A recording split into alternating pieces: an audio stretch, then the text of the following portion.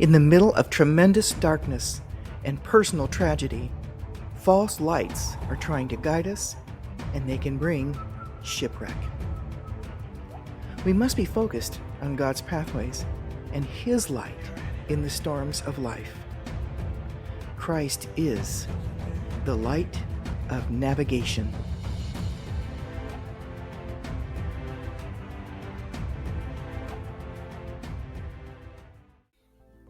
Hello, and welcome to the Light of Navigation and the Reflections podcast. My name is Marguerite Lever-Woodall, and I am an author, speaker, and your host. In these podcasts, I love to explore and examine life's difficulties and the possible solutions through the lens of God's wisdom and His words. In this third episode, called The Eye of the Storm, I want to share with you about the God-inspired songs in life that we encounter. I have found that God uses them. He uses them to send distinct, personal messages to guide us through difficulties. Most often, unfortunately, we miss it. Join me in looking at one of the ways God sends messages to comfort and guide us. He speaks through the songs of life, the songs of deliverance, and opens the pathway of discovery about who He is through them.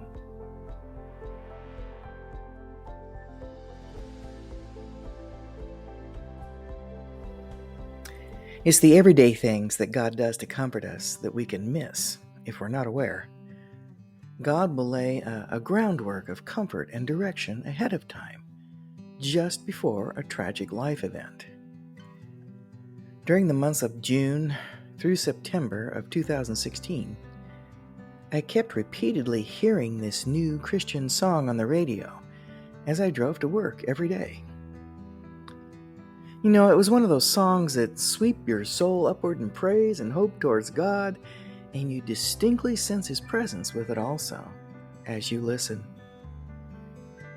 I thought to myself at the time, this is an awesome song, and I love listening to it. The lyrics drew me into worship every time I heard it. God's presence would surround me in my car as I headed to work, and I sang it loudly and with gusto. The song is called The Eye of the Storm by Ryan Stevenson, and it speaks of being in the middle of the storms of life and how God continues to remain in control through it all. Even in the worst of circumstances, when those storms rage around us, He is the anchor for our soul, and His love surrounds us to keep us whole. I thought about the many life events that have shaped my journey here on this earth as I listened to this song. Through them, God has been maturing my faith, and I felt grateful for that. For me, life without relationship with Him is empty, vain, and it's aimless. I'm reminded of another image that the Lord had given me about life's storms many years before. In it, I saw myself standing in the center of a tornado. The walls of the tornado were very dark with dust, dirt, and debris as it rotated around me at a high rate of speed. The area inside this vortex was narrow, and I felt as though I could almost touch the wall of wind if I reached out. The middle area of the tornado was calm where I stood, and then I looked straight up to see sunshine and blue sky in the opening at the top. A silent understanding came from God about life's storms or tornadoes in those moments. The message was this: there are multiple storms in our lives that we will encounter. Some are very strong and can be destructive if we allow them to be. If we focus our vision on a storm's high winds and the dirt and debris swirling around us within its walls, it will pull us into it. These tornadoes can bring a lot of fear, and let's face it, fear can feel very powerful in the moment. How many tornadoes are you encountering in your life? Are you keeping your eyes off of the wall of wind and looking up to the clear sky above? Safety, comfort, and peace in the midst of life's great storms come by looking up and focusing on the calm of the clear sky above, who is Christ.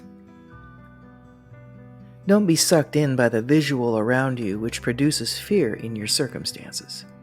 Instead, set your mind on things above. You'll find this in Colossians 3, verse 2.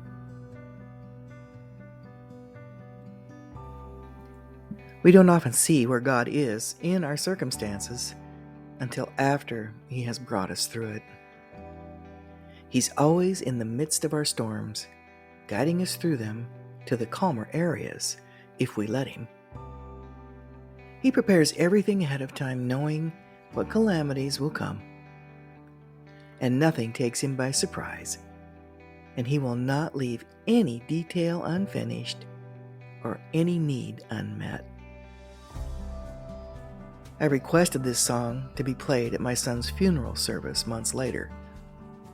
I knew by then that God had highlighted this song shortly before my son's death to begin to lay the groundwork of comfort and strength that would be needed before and after one of my life's greatest storms. He will use songs this way, and it truly helped me to anchor my soul in trusting Him at that time. I have no doubt that it was a message from God sent ahead of time to prepare me. I found out later, though, that there was more to the message than I knew. One of the verses in this song speaks of a sickness taking a person's child away and choosing to trust God in the middle of it all.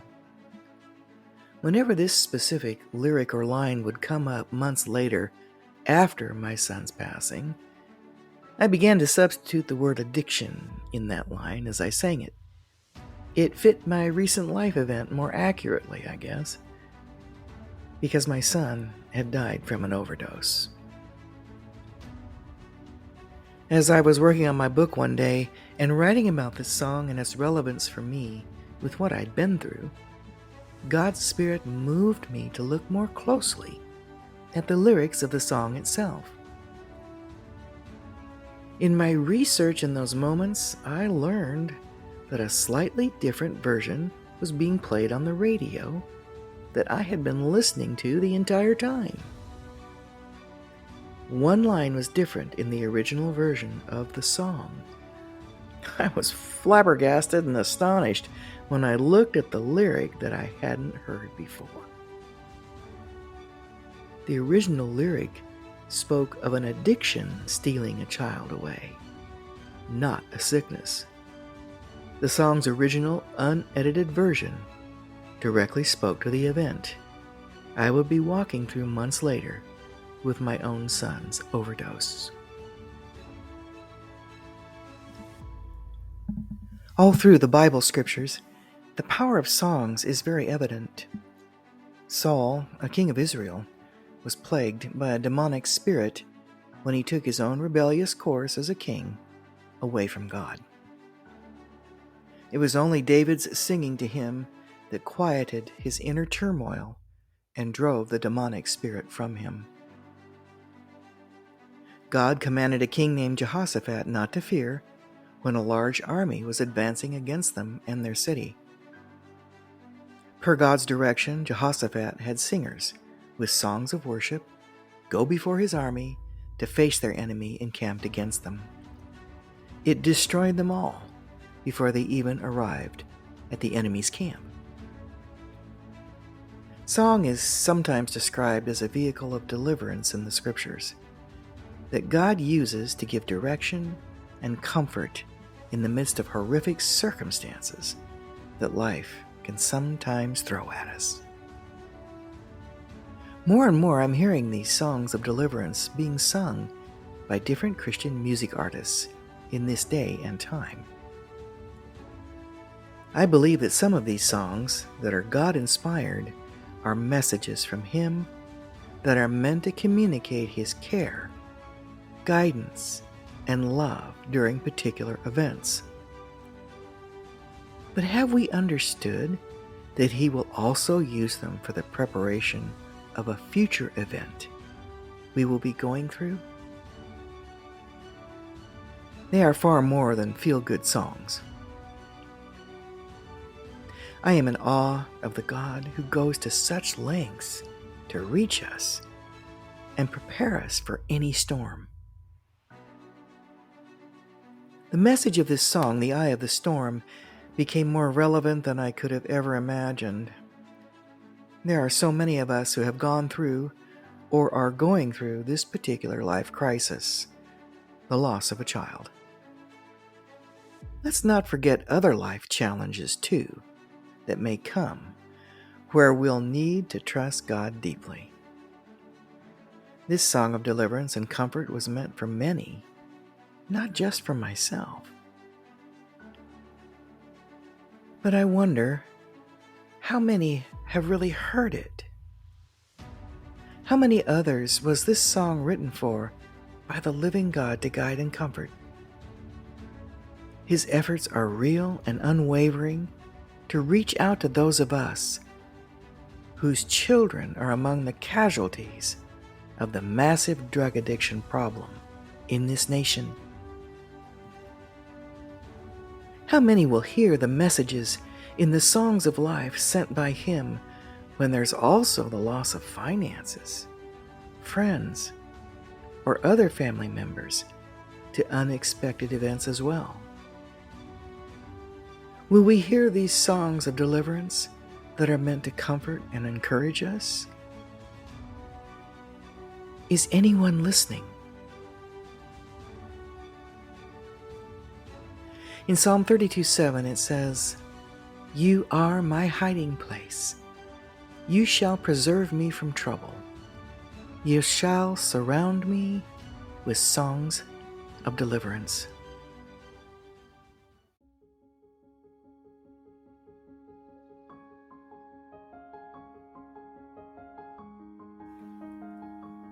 Sometimes life throws such hardballs at us that we begin to wonder what went wrong.